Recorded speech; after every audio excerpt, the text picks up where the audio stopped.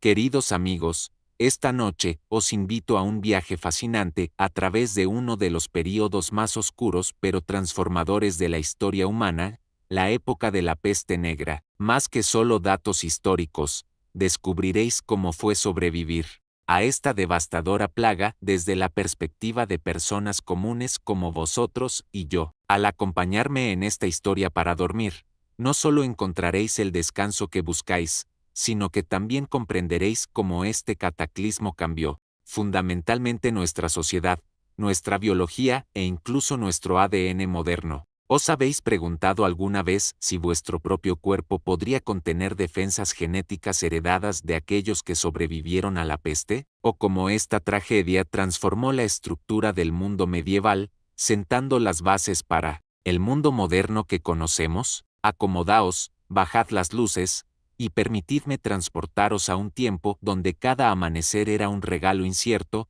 y donde, entre las sombras de la muerte, emergió una humanidad renovada y resistente. Introducción. Queridos amigos, esta noche os invito a un viaje fascinante a través de uno de los períodos más oscuros pero transformadores de la historia humana, la época de la peste negra. Más que solo datos históricos, descubriréis cómo fue sobrevivir a esta devastadora plaga desde la perspectiva de personas comunes como vosotros y yo. Al acompañarme en esta historia para dormir, no solo encontraréis el descanso que buscáis, sino que también comprenderéis cómo este cataclismo cambió fundamentalmente nuestra sociedad, nuestra biología e incluso nuestro ADN moderno. ¿Os habéis preguntado alguna vez si vuestro propio cuerpo podría contener defensas genéticas heredadas de aquellos que sobrevivieron a la peste? ¿O cómo esta tragedia transformó la estructura del mundo medieval, sentando las bases para el mundo moderno que conocemos? Acomodaos, bajad las luces,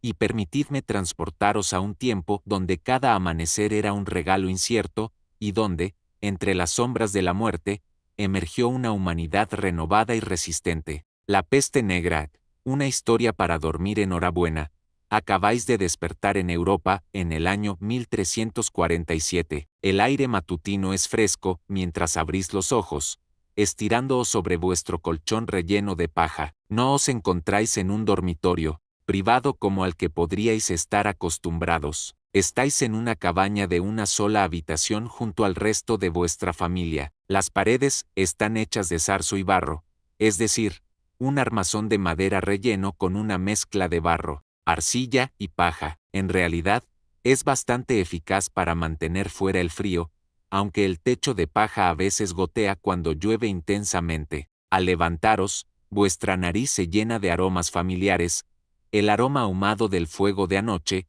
el olor terroso del suelo de tierra bajo vuestros pies y el inconfundible olor acre de cuerpos sin lavar. Bañarse no es algo que la gente haga con frecuencia en la época medieval. La buena noticia es que nadie lo nota realmente porque todos huelen más o menos igual. Vuestro estómago gruñe de hambre. Si tenéis suerte, podría haber algo de pan sobrante de ayer, aunque probablemente esté duro como una piedra. Lo ablandaríais en un poco de cerveza. Sí, incluso los niños beben cerveza ligera en esta época. A menudo es más segura que el agua, que puede enfermarte terriblemente si se extrae de una fuente contaminada. Fuera de vuestra pequeña cabaña, la aldea ya está despertando. Escucháis el mugido distante del ganado, el cacareo de las gallinas y las llamadas de vuestros vecinos mientras comienzan su trabajo diario. La mayoría de las personas aquí son campesinos que trabajan la tierra,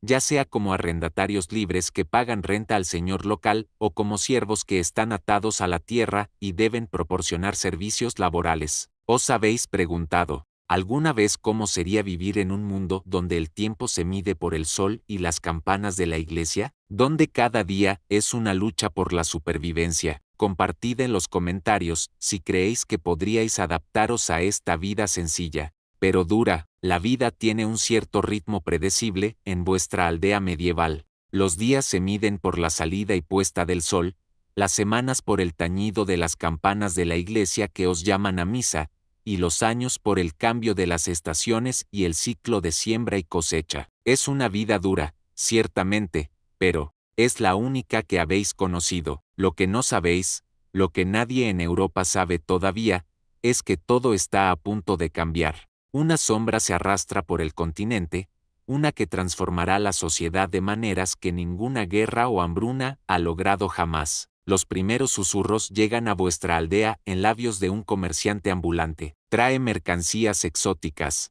de lugares lejanos, sedas del este, especias de tierras distantes, pero esta vez trae algo más, historias, aterradoras historias de una enfermedad que ha estado devastando ciudades a lo largo de las rutas comerciales. La gente está muriendo por millares, dice, abatida por una misteriosa enfermedad que trae fiebre, dolorosas hinchazones y una muerte casi segura. Algunos aldeanos se persignan y murmuran oraciones, otros descartan los relatos como exageraciones. Después de todo, los rumores alarmantes, a menudo, se difunden más rápido que la verdad.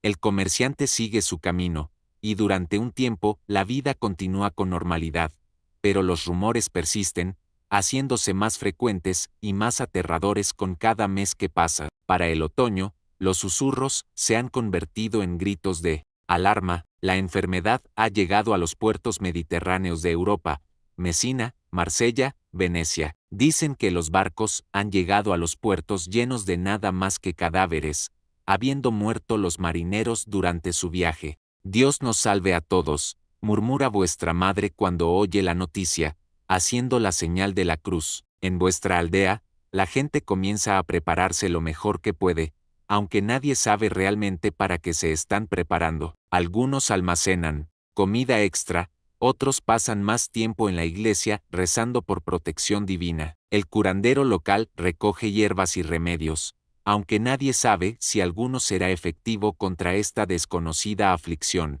¿Os habéis preguntado alguna vez cómo reaccionaríais ante la inminente llegada de una enfermedad mortal desconocida? ¿Huiríais? ¿Os prepararíais? ¿Rezaríais? Compartid vuestros pensamientos mientras seguimos con nuestra historia para dormir. Los primeros casos llegan a vuestra región en los fríos meses de invierno. Una aldea vecina, a solo medio día de camino, reporta varias muertes repentinas. Las víctimas sufrieron fiebres altas, se quejaron de terrible sed y desarrollaron extrañas hinchazones negras en sus axilas e ingles.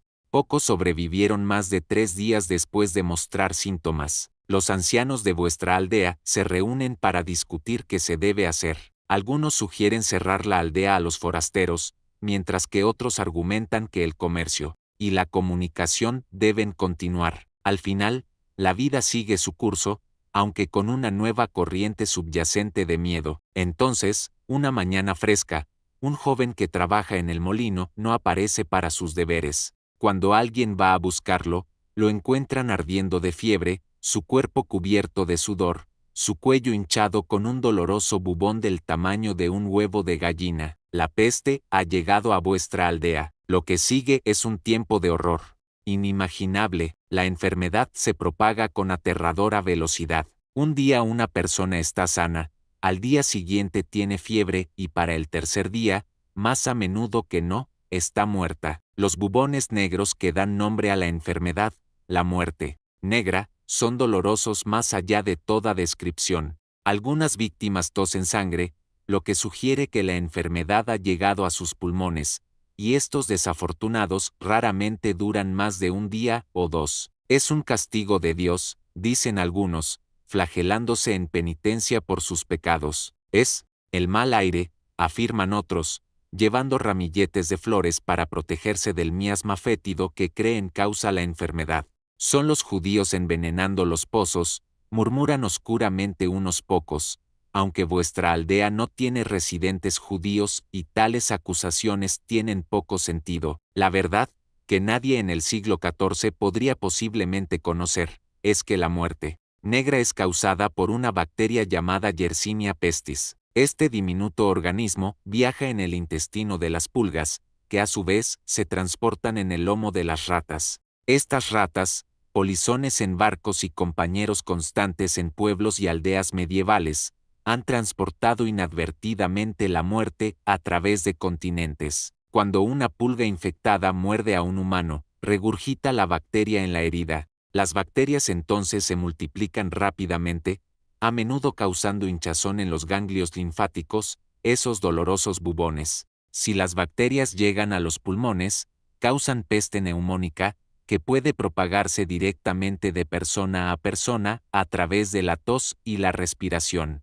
Pero vosotros no sabéis nada de esto. Todo lo que sabéis es que la gente está muriendo, y nadie parece poder detenerla. Vuestra aldea, como miles de otras a través de Europa, es transformada por la peste. Las campanas de la iglesia, que una vez sonaban para marcar las horas y llamar a la gente a la oración, ahora doblan constantemente. Por los muertos. Eventualmente, hay demasiadas muertes para anunciar y las campanas caen en silencio. ¿Habéis reflexionado alguna vez sobre lo frágil que es nuestra existencia? Sobre cómo una simple bacteria invisible al ojo humano pudo alterar el curso de la civilización? Dejadme saber vuestras reflexiones mientras continuamos nuestro viaje a través de estos tiempos oscuros. Los muertos son enterrados rápidamente con poca ceremonia. Se han ido los elaborados ritos funerarios que una vez marcaron el paso de una persona de este mundo al siguiente. Ahora los cuerpos son recogidos en carros y llevados a fosas comunes. Algunas familias,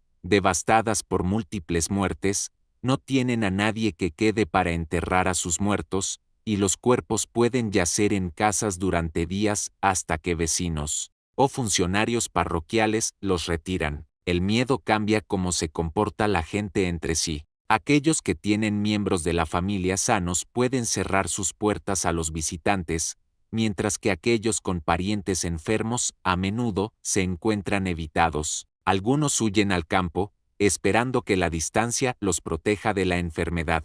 Otros se vuelven a la religión con renovado fervor, procesionando por las calles mientras se flagelan para apaciguar lo que creen es la ira divina. Los sacerdotes, que deberían ser una fuente de consuelo, están muriendo ellos mismos en números alarmantes. Sus deberes requieren que den los últimos ritos a los moribundos, exponiéndolos constantemente al contagio. Muchos huyen, abandonando sus rebaños en este momento de mayor necesidad. Aquellos que se quedan a menudo sucumben a la enfermedad. Vuestra familia ha tenido suerte hasta ahora, aunque la peste arrasa a vuestro alrededor.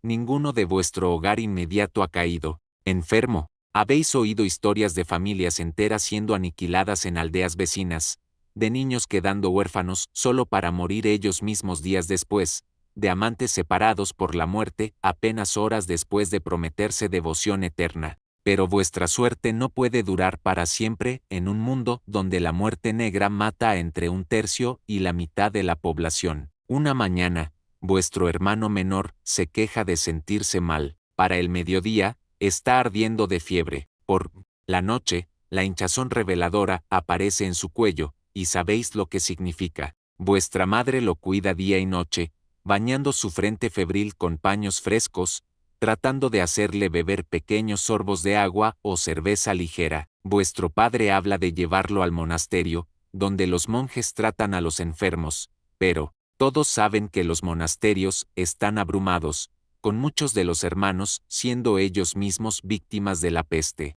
Durante 3 días, la condición de vuestro hermano empeora. El bubón crece más grande, volviéndose rojo furioso, luego negro. Su respiración se vuelve laboriosa y grita de dolor y delirio. Os turnáis para sentaros con él, aunque el miedo os hace querer mantener la distancia. En el 4.º día ocurre algo inesperado. Mientras la mayoría de las víctimas de la peste empeoran y mueren en esta etapa, la fiebre de vuestro hermano baja. Está débil, terriblemente débil, pero alerta. El bubón permanece, pero se ha ablandado algo, y durante los días siguientes, se rompe y drena, una señal asquerosa pero esperanzadora. Contra todo pronóstico, vuestro hermano es uno de los pocos que sobrevivirá a la muerte negra. ¿Qué habríais sentido al ver a un ser querido recuperarse milagrosamente cuando tantos otros perecían? ¿Alivio? ¿Culpa? ¿Confusión? ¿O tal vez una renovada fe en lo divino? Contadme en los comentarios mientras exploráis estos sentimientos complejos junto con nuestros antepasados medievales. Lo que no podéis saber es por qué sobrevivió,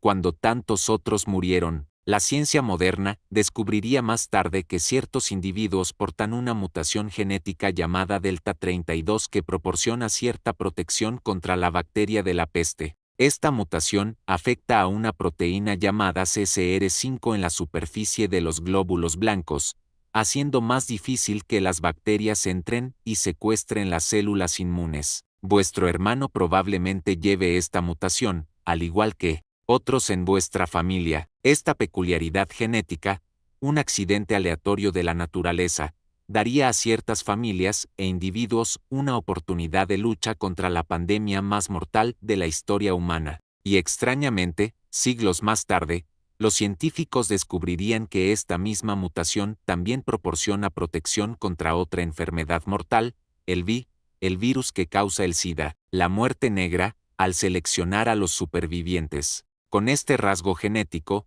ayudaría inadvertidamente a proteger a algunos de sus descendientes de una enfermedad que no existiría por otros 600 años. Pero esa es una historia para otro momento. Por ahora, vuestra familia celebra la recuperación de vuestro hermano como el milagro que parece ser. No todos tienen tanta suerte. A medida que pasan las semanas, la peste continúa su mortífero trabajo. Vuestra aldea, que una vez tuvo quizás 200 almas, se reduce a menos de 100.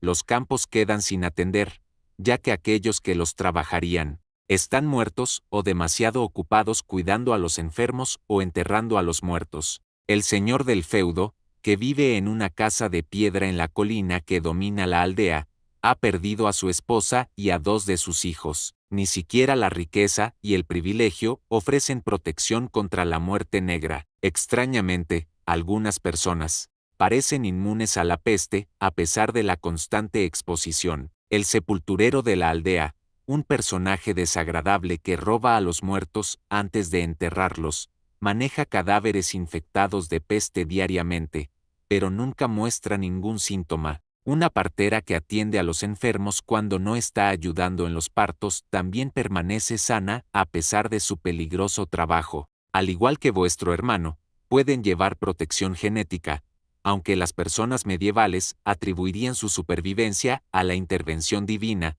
o quizás a tratos sospechosos con fuerzas oscuras. La comida escasea a medida que la cosecha es descuidada y el comercio disminuye. El precio de los bienes básicos se dispara, mientras que cualquier cosa vista como un posible remedio, ciertas hierbas, tratamientos exóticos, reliquias religiosas, se vuelve astronómicamente cara. Sí, está disponible. A medida que se acerca el invierno, la peste comienza a retroceder, no debido a ninguna intervención humana, sino debido al ciclo natural de la enfermedad. Las pulgas son menos activas en clima frío, y las ratas tienden a quedarse más cerca de sus nidos. ¿Habéis pensado alguna vez en cómo las simples condiciones climáticas pueden influir en el curso de la historia? ¿Cómo algo tan mundano como la temperatura podría determinar quién vive y quién muere? Reflexionad sobre estos caprichos del destino mientras nuestra historia continúa. Por un breve tiempo hay esperanza de que lo peor haya pasado, pero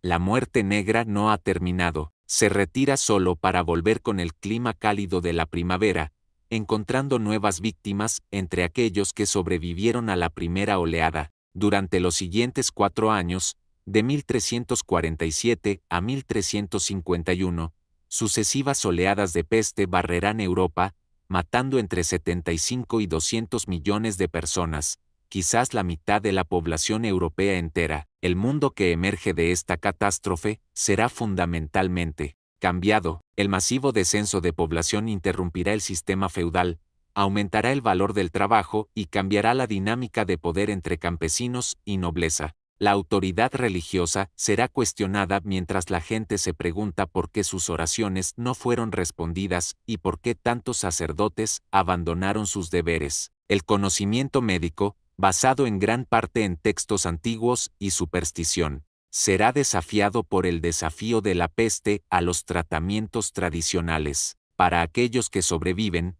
personas como vuestro hermano, el sepulturero, la partera, la vida nunca volverá a ser lo que era antes. Son los afortunados, aunque llevan la carga de la supervivencia en un mundo de pérdida. Reconstruirán sociedades, renegociarán sus relaciones con la autoridad y gradualmente construirán un mundo post-peste que, para bien o para mal, encamina a Europa hacia la modernidad. Pero esa es una historia para mañana por la noche. Por ahora, mientras os dirigís hacia el sueño, imaginaos como uno de esos supervivientes medievales, observando las primeras estrellas aparecer en el cielo nocturno sobre vuestra aldea. La peste ha pasado, al menos por ahora. Habéis vivido la hora más oscura de la humanidad, y, aunque aún no lo sabéis, estáis en el umbral de un nuevo mundo, nacido de las cenizas del viejo. El suave sonido de vuestra respiración se mezcla con los sonidos nocturnos del exterior,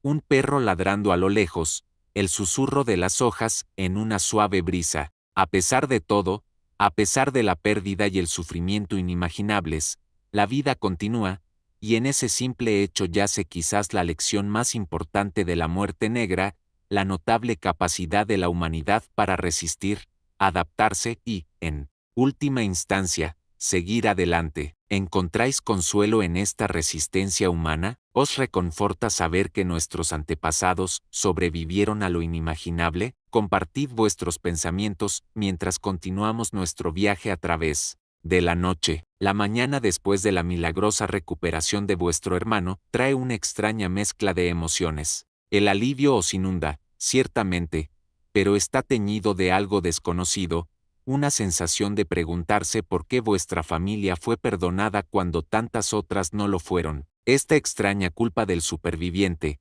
esta sensación de indignidad, en medio del sufrimiento generalizado, persigue a muchos que sobreviven a las catástrofes. Vuestro hermano está débil pero alerta, sus ojos claros por primera vez en días. El bubón drenado en su cuello ha dejado una fea cicatriz que lo marcará, de por vida, un recordatorio permanente de su roce con la muerte. Pero una cicatriz es infinitamente preferible a una tumba, y vuestra familia trata cada día de su recuperación como el regalo que verdaderamente es. ¿Por qué viví cuando tantos murieron?, pregunta una noche, su voz aún ronca por la enfermedad.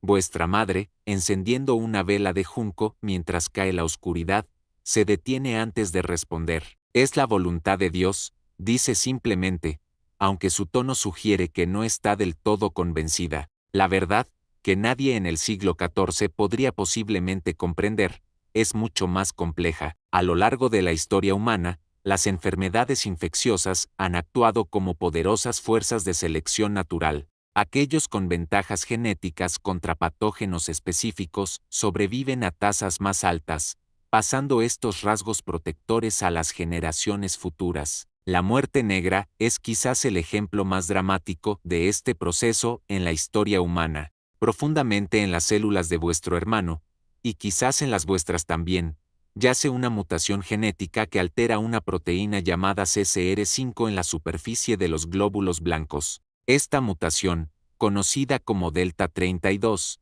crea una versión acortada de la proteína que hace más difícil que la bacteria de la peste entre y secuestre las células inmunes. Algunas personas tienen una copia de esta mutación, proporcionando protección parcial. Unos pocos afortunados tienen dos copias, dándoles una resistencia sustancial a la enfermedad.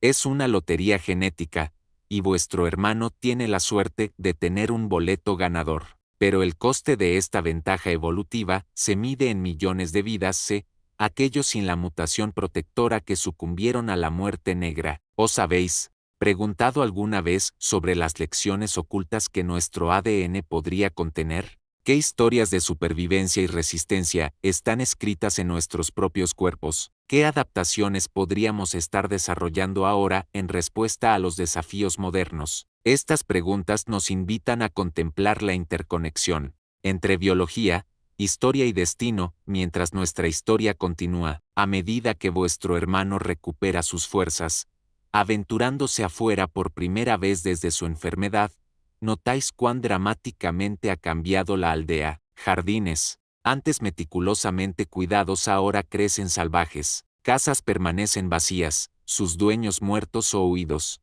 Los sonidos rítmicos del trabajo diario, el martillo del herrero, el telar del tejedor, la rueda del molinero, están silenciados o ausentes por completo. Sin embargo, En medio de esta desolación, emergen signos de resistencia. Se organiza un día de mercado, más pequeño que antes pero vibrante con la energía de los supervivientes determinados a continuar viviendo. Agricultores de áreas periféricas traen lo que han logrado cosechar. Un comerciante ambulante, más valiente o más temerario que la mayoría, llega con sal, especias y noticias de lugares distantes. Las noticias son las mismas en todas partes. Devastación seguida por una recuperación tentativa. Ningún lugar se ha librado, aunque algunos han sufrido peor que otros. Las ciudades, con sus condiciones de hacinamiento y pobre saneamiento, han sido particularmente golpeadas. Algunas pequeñas aldeas aisladas, altas en las montañas o profundas en los bosques, les ha ido mejor, aunque pocas han escapado por completo. En vuestra región, quizás la mitad de la población ha perecido. En algunos lugares, la cifra es aún mayor. El comerciante habla de pueblos fantasma donde no queda ni un alma viva, de monasterios donde cada monje yace muerto en su celda, de familias nobles exterminadas por completo, sus grandes propiedades quedando sin herederos, pero también cuenta de lugares donde la vida continúa con sorprendente normalidad, de comunidades uniéndose para cuidar de huérfanos y viudas, de bondades inesperadas en un tiempo de abrumadora dificultad. Una historia en particular capta vuestra atención. En una aldea muy parecida a la vuestra, una mujer llamada Elizabeth perdió a su marido y 6 hijos por la peste en una sola semana. Arrastró cada uno de sus cuerpos a una colina detrás de su casa y los enterró ella misma, uno por uno. Sin embargo, a pesar de este contacto íntimo con la enfermedad, Elizabeth nunca enfermó. Al igual que vuestro hermano y el sepulturero de la aldea, parecía poseer alguna inmunidad natural, esa misma protección genética que la ciencia moderna algún día identificaría. Dicen que es una bruja, confía el comerciante, bajando la voz, aunque no hay nadie cerca para escuchar. ¿De qué otra manera podría tocar a los muertos y vivir? Algunos querían ahogarla en el estanque, pero la mayoría simplemente estaba agradecida de tener a alguien dispuesto a enterrar a sus muertos. Tales rumores son comunes en estos tiempos desesperados. Aquellos que sobreviven contra todo pronóstico, particularmente si son mujeres que viven solas o personas con hábitos o apariencias inusuales, a menudo se encuentran sospechosos de tratos oscuros. El miedo y la superstición florecen junto a la peste, a veces reclamando víctimas propias. Vuestro padre, que ha estado escuchando los relatos del comerciante, sacude la cabeza. No hay brujería en la supervivencia, dice firmemente. Algunos son simplemente más fuertes contra la enfermedad, como mi hijo. Coloca una mano orgullosa en el hombro de vuestro hermano. El comerciante asiente amablemente, siempre cuidadoso de no contradecir a un cliente potencial. Cierto, en cada aldea, hay aquellos a quienes la peste no puede tocar. Los elegidos de Dios, quizás. ¿Qué pensáis sobre cómo los humanos tendemos a buscar explicaciones sobrenaturales para fenómenos que no entendemos? ¿Es este un consuelo necesario frente a lo inexplicable, o un peligroso camino hacia la superstición y la persecución? Reflexionad sobre esto mientras nuestra historia continúa. A medida que llega el invierno, trayendo consigo frío amargo y oscuridad temprana, vuestra aldea se asienta en una nueva rutina. Hay menos bocas que alimentar, lo que significa que las reservas de alimentos durarán más de lo habitual, una pequeña misericordia, pero también hay menos manos para cortar leña, reparar casas, cuidar del ganado y realizar las 100 tareas diarias necesarias para la supervivencia en tiempos medievales. Esta escasez de mano de obra crea cambios sutiles pero significativos en la relación entre los campesinos y la nobleza. Vuestro padre, un carpintero hábil, repentinamente está muy solicitado. El señor del feudo, que una vez simplemente habría ordenado su servicio, ahora se encuentra negociando, ofreciendo mejores condiciones para reparaciones urgentes a la casa señorial. Me ofreció un penique de plata por 3 días de trabajo. Le dice vuestro padre a vuestra madre una noche, su voz baja de asombro, y un lado de tocino. Tales salarios habrían sido impensables antes de la peste, pero con la mitad de los artesanos de la región muertos, aquellos que sobreviven encuentran sus habilidades valoradas como nunca antes. Cambios similares se extienden por todos los niveles de la sociedad. Los trabajadores agrícolas, una vez abundantes y fácilmente reemplazables, ahora exigen salarios más altos por su trabajo. Sirvientes domésticos, especialmente aquellos con experiencia dirigiendo una casa grande, se encuentran buscados por familias nobles cuyo personal ha sido diezmado por la enfermedad. Las mujeres también encuentran nuevas oportunidades en este mundo reordenado. Viudas que una vez se habrían vuelto a casar rápidamente, ahora a menudo eligen mantener su independencia, dirigiendo negocios dejados por maridos muertos. Restricciones gremiales que una vez mantuvieron a las mujeres fuera de ciertas profesiones son relajadas informalmente por necesidad. Una mujer en una aldea vecina se hace cargo de la forja de su marido herrero, escandalizando a los tradicionalistas pero proporcionando un servicio esencial que nadie más puede ofrecer. Para los siervos, campesinos legalmente atados a la tierra que trabajan, la peste crea una movilidad sin precedentes. Muchos señores, desesperados por mantener sus campos productivos, ofrecen libertad a los siervos dispuestos a quedarse y trabajar. Otros encuentran que simplemente pueden irse, mudándose a pueblos o a otros feudos donde las condiciones son mejores, con poco miedo de ser obligados a volver. Con tantos muertos, la aplicación de tales restricciones se vuelve cada vez más difícil. ¿Podéis imaginar el sentimiento de liberación que los supervivientes debieron sentir cuando las antiguas restricciones sociales comenzaron a desmoronarse? Cómo la tragedia, en toda su brutalidad, creó espacios para nuevas libertades y oportunidades. Compartid vuestras reflexiones sobre esta paradoja de la historia mientras nuestra historia para dormir continúa. No todos estos cambios ocurren inmediatamente. Por supuesto, el sistema feudal que ha estructurado la sociedad europea durante siglos no colapsa de la noche a la mañana, pero las semillas de la transformación se plantan en estos primeros años post-peste, y crecerán en las décadas por venir.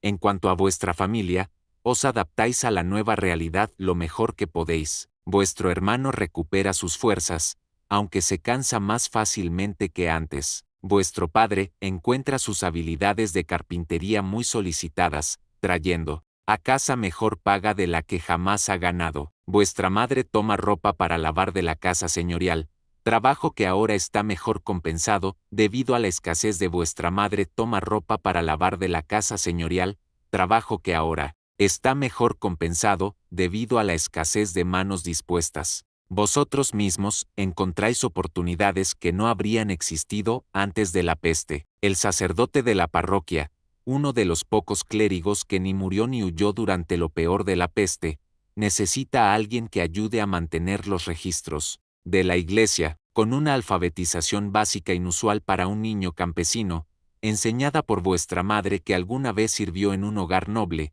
Estáis preparados para la tarea. Llega la primavera y con ella viene tanto esperanza como miedo. El clima cálido trae nueva vida, cultivos brotando en los campos, flores silvestres salpicando prados, pájaros regresando de sus viajes invernales, pero también trae las condiciones que permiten a la peste propagarse una vez más. Efectivamente, para principios del verano aparecen nuevos casos. Esta segunda ola es menos devastadora que la primera. Hay menos personas para infectar, y muchos de los que quedan pueden llevar alguna resistencia genética. Aún así, cada nueva muerte reabre heridas comunitarias apenas cicatrizadas. Una tarde, mientras ayudáis al sacerdote a actualizar el registro de defunciones de la parroquia, un documento tristemente largo, hacéis una pregunta que os ha estado preocupando: Padre, ¿por qué envió Dios la peste? El sacerdote, un hombre mayor con un rostro marcado por líneas de agotamiento, reflexiona antes de responder. Algunos dicen que es un castigo por el pecado, dice finalmente. Otros creen que es una prueba de fe. El Papa mismo ha pedido oración y penitencia para terminar con este azote. Moja su pluma en tinta, añadiendo otro nombre al registro. Pero he visto a los más piadosos morir en agonía mientras notorios pecadores viven ilesos. He rezado junto a las camas de niños inocentes mientras la peste se los llevaba. Suspira pesadamente. Quizás no nos corresponde entender el plan de Dios. Esta crisis de fe se repite en comunidades a través de Europa. La peste desafía la comprensión religiosa medieval. Si es un castigo divino, ¿por qué golpea a virtuosos y pecadores por igual? Si la oración y la penitencia son la cura, ¿por qué los monasterios devotos sufren algunas de las tasas de mortalidad más altas? La autoridad de la Iglesia, una vez casi absoluta en asuntos de infortunios terrenales,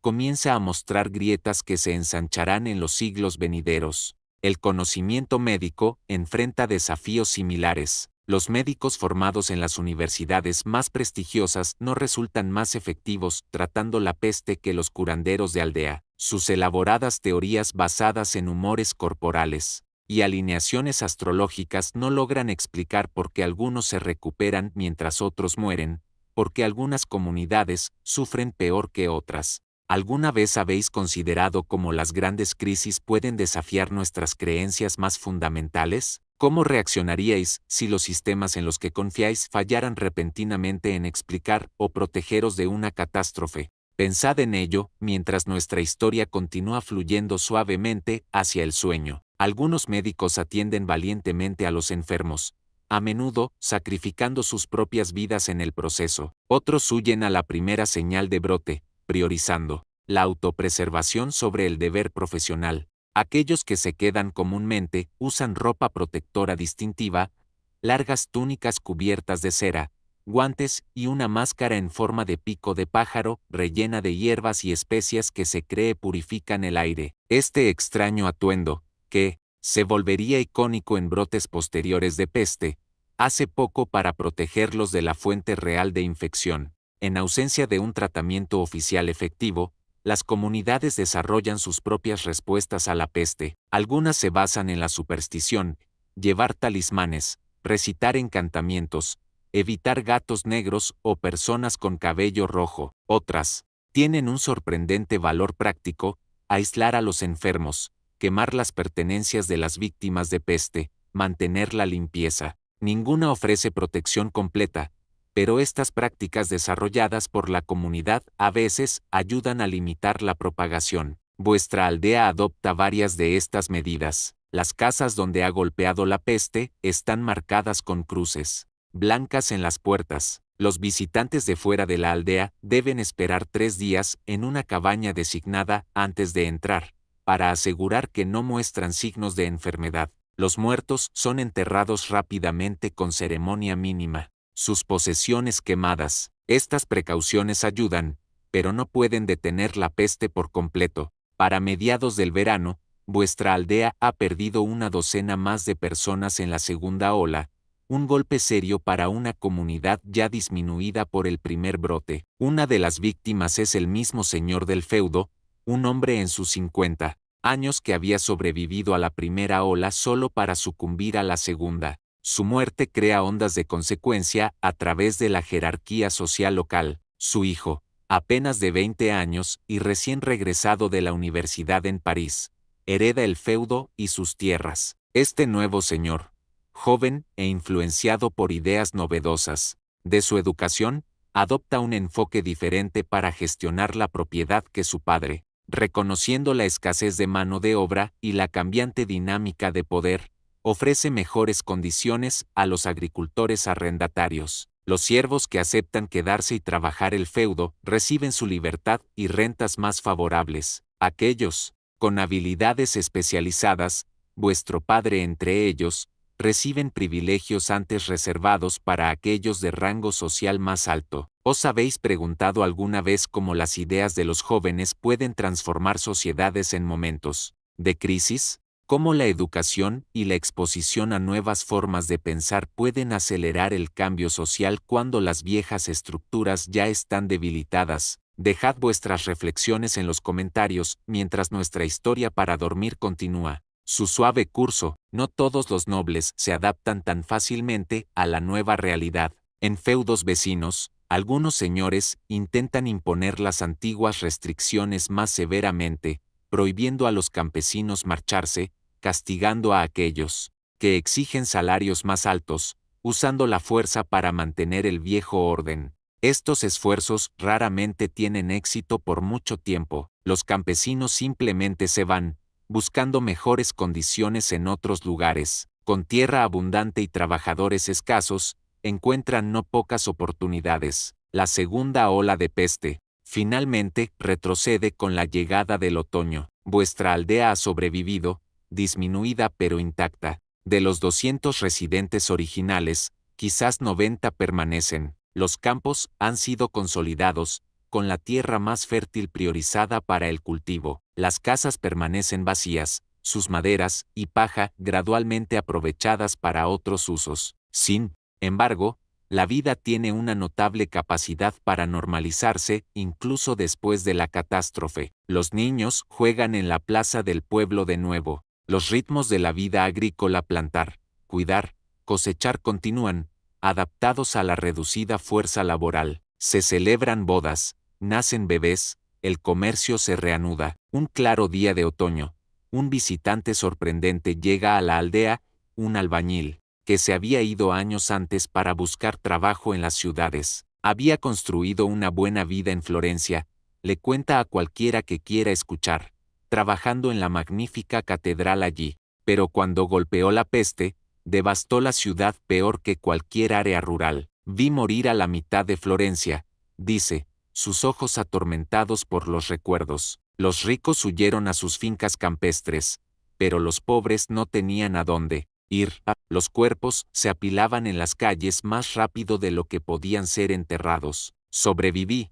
Dios sabe cómo. Después de que pasó lo peor, el trabajo en la catedral se detuvo. Con tantos muertos, las prioridades cambiaron a la reconstrucción. Esencial, el albañil, encontrándose sin empleo estable, decidió regresar a su lugar de nacimiento. Su historia no es única. A través de Europa, la peste causa una reversión temporal de la tendencia de siglos hacia la urbanización. Las ciudades, con sus condiciones de hacinamiento, son perfectos terrenos de reproducción para la enfermedad. Muchos que sobreviven, huyen al campo, buscando seguridad en espacios abiertos y comunidades más pequeñas. Este éxodo urbano trae beneficios inesperados a aldeas rurales como la vuestra. La gente regresa con nuevas habilidades, nuevas ideas y nuevas perspectivas ganadas de su tiempo en las ciudades. Traen historias de diferentes formas de vivir, de innovaciones tecnológicas, de sistemas políticos distintos a la estructura feudal, de las áreas rurales. El albañil, por ejemplo, describe cómo Florencia estaba gobernada no por un noble hereditario, sino por funcionarios electos de la clase mercantil. Habla de relojes mecánicos que dividen el día en horas precisas, de sistemas de gestión de agua que llevan agua limpia a la ciudad, de prácticas bancarias que permiten el comercio a través de vastas distancias. Estas ideas encuentran terreno fértil en comunidades que ya están cuestionando las autoridades y prácticas tradicionales. La peste ha creado grietas en la visión medieval del mundo, y a través de estas grietas emergen nuevas posibilidades. ¿Habéis considerado alguna vez cómo las ideas viajan y se transforman? Cómo la movilidad humana, incluso cuando es impulsada por la tragedia, puede llevar a la polinización cruzada de conocimientos y prácticas que transforman sociedades. Pensad en ello mientras os adentráis más profundamente en esta historia.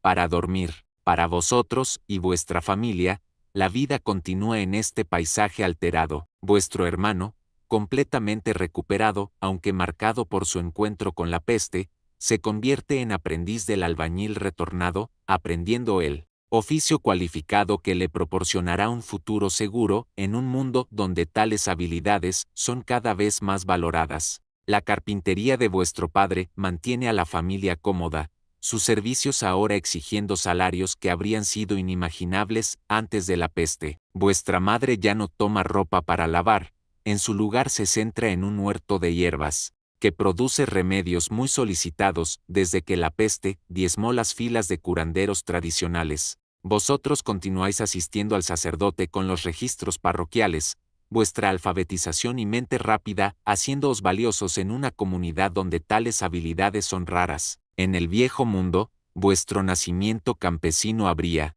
limitado vuestras perspectivas independientemente de vuestras habilidades. En el mundo post-peste, con sus límites sociales fluidos y desesperada necesidad de talento donde quiera que pueda encontrarse, las oportunidades se expanden ante vosotros. Una noche, mientras vuestra familia se sienta alrededor del hogar compartiendo una comida más abundante de la que podríais haber esperado en los años prepeste, vuestro padre expresa lo que muchos están pensando. Es terrible decirlo, comienza, dudosamente, pero para aquellos de nosotros que sobrevivimos, la vida es mejor ahora que antes. Vuestra madre asiente lentamente, más comida, mejor paga, más libertad, concuerda, construida sobre incontables tumbas. Es la incómoda paradoja, en el corazón del mundo post-peste, para aquellos lo suficientemente afortunados para sobrevivir, ya sea a través de suerte genética como vuestro hermano, fortuna circunstancial o simple aislamiento de fuentes de infección.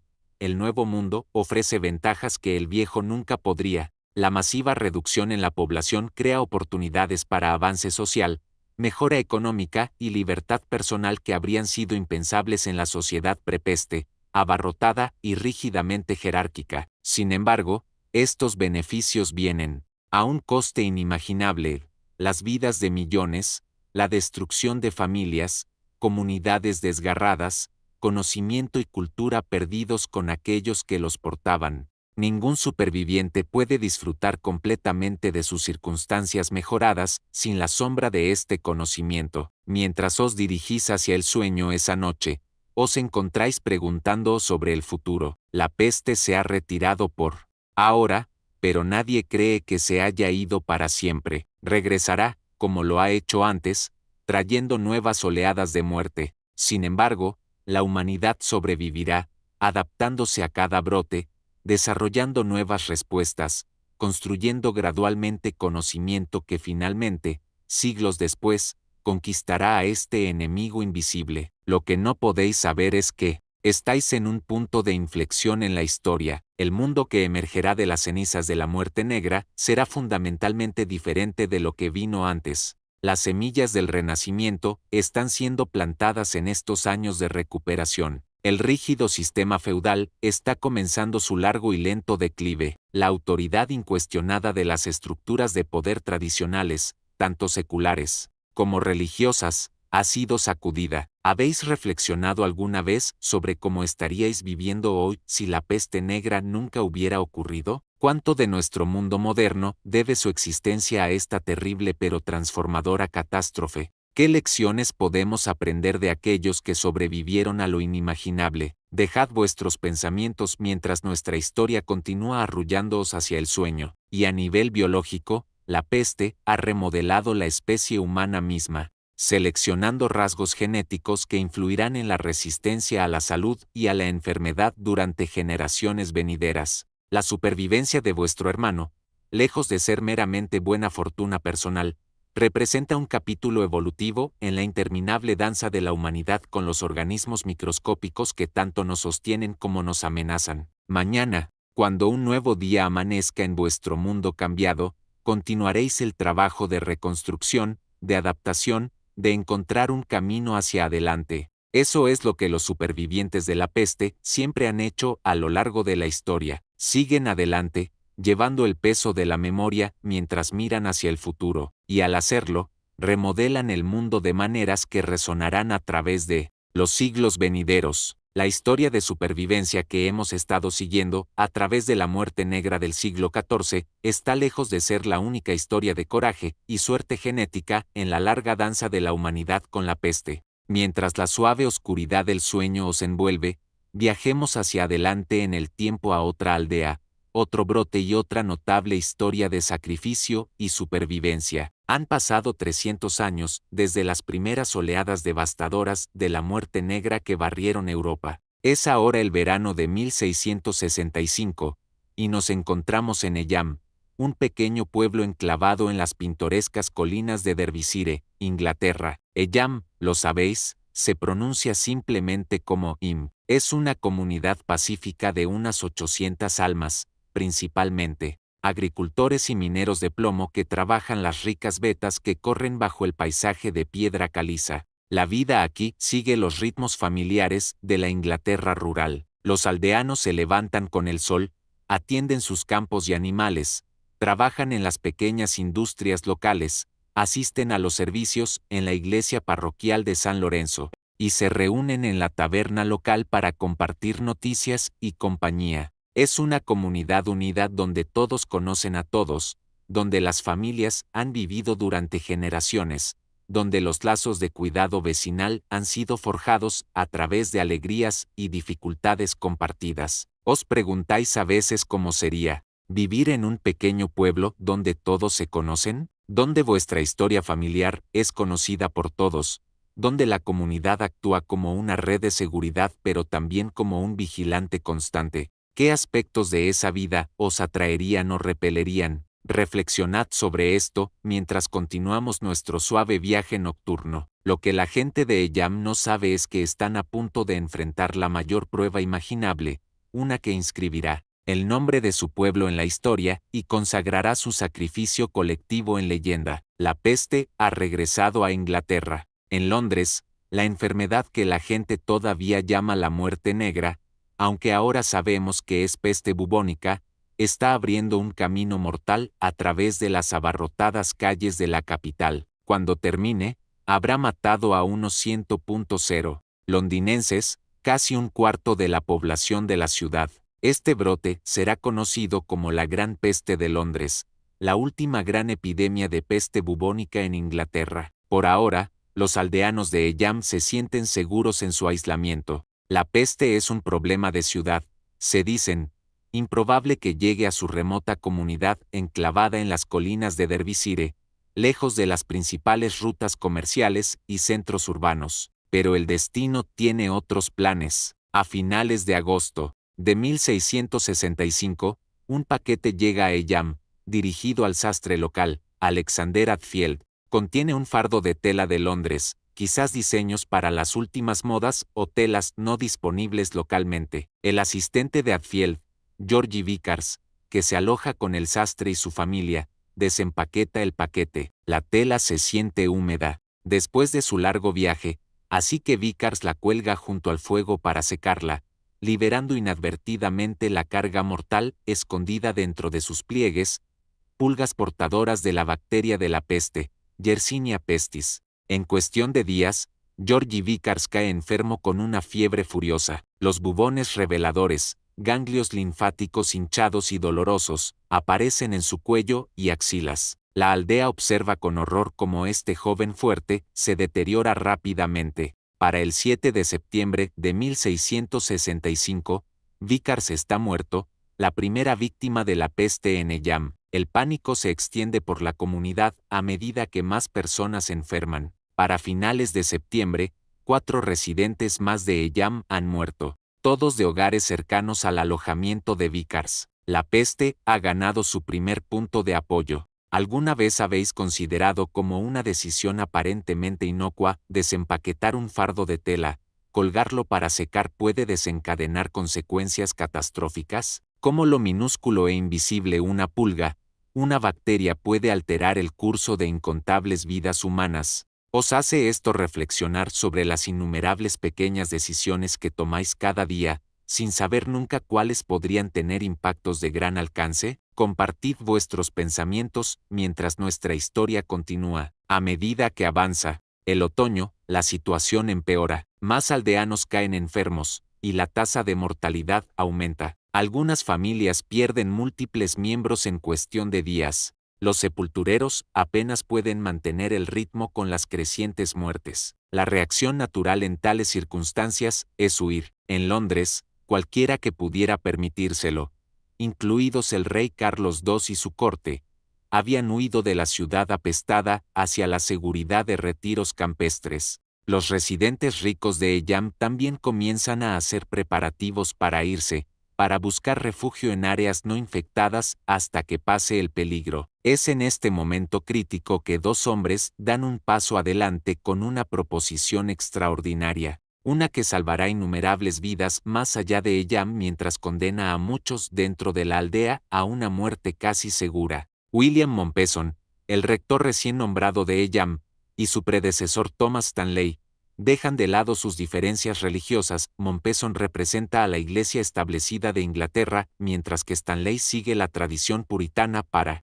presentar un plan unificado a la aldea. Proponen que Eyam se ponga voluntariamente en cuarentena. Nadie saldrá, nadie entrará. La peste será contenida dentro de sus límites, previniendo su propagación a comunidades vecinas que de otro modo estarían en grave riesgo. Es una petición asombrosa. En esencia, se está pidiendo a los aldeanos que se sacrifiquen, que acepten que muchos más de ellos morirán para proteger a extraños en áreas circundantes. Notablemente, están de acuerdo. El límite de la aldea se convierte en un cordón sanitario, una línea entre la vida y la muerte que ningún residente de Eyam cruzará. Comida y suministros son dejados en piedras limítrofes, designadas por forasteros, particularmente el conde de Devonshire de la cercana Chatsworth House, quien promete proveer para los aldeanos aislados dinero para pagar por estas provisiones. Es colocado en agujeros llenos de vinagre en las rocas,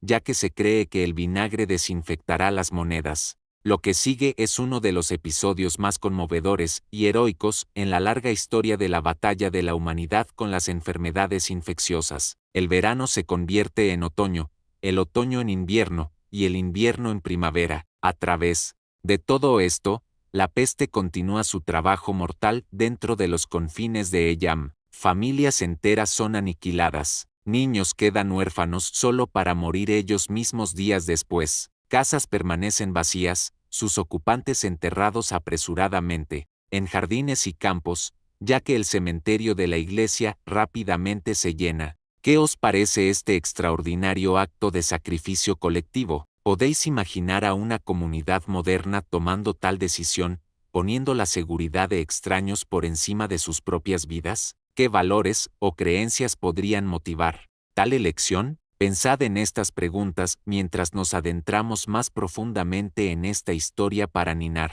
Dentro de esta tragedia emergen historias individuales que iluminan la extraordinaria naturaleza del coraje, sufrimiento y supervivencia. Humanos. Elizabeth Hancock, la esposa de un granjero que vive en Riley Farm, en el borde de la aldea, soporta una pérdida casi más allá de la comprensión. En el espacio de solo 8 días en agosto de 1666, la peste reclama a su esposo y 6 hijos. Sin nadie que la ayude, los vecinos temen acercarse al hogar infectado. Elizabeth arrastra cada cuerpo a un campo cerca de su casa y los entierra ella misma. El aspecto notable de la historia de Elizabeth no es solo su inimaginable fortaleza frente a tan devastadora pérdida personal. Es el hecho de que a pesar de manejar los cuerpos infectados de peste de toda su familia, nunca contrae la enfermedad.